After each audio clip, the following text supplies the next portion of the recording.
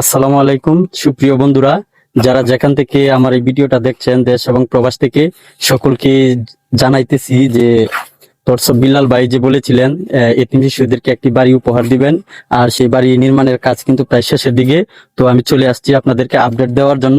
তো যারা দর্শক বিল্লাল ভাইকে এই বাড়ি নির্মাণের জন্য সহযোগিতা করছেন, আমার পক্ষ থেকে সবাইকে অভিনন্দন এবং সবার জন্য দোয়া ও ভালোবাসা রইল।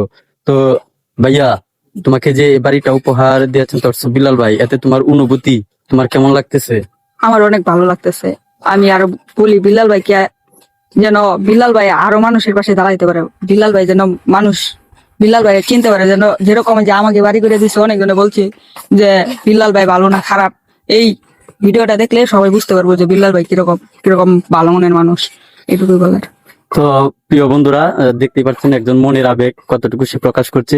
তো যারা দর্শক বিল্লাল ভাইয়ের জন্য মন থেকে দোয়া ও ভালোবাসা রইল, এবং যারা দর্শক বিল্লাল ভাইকে ভালোবেসে সহযোগিতা করেন, সবাই ভাইয়ের পাশে থাকবেন। সকলের জন্য দোয়া রইল। আসসালামু আলাইকুম।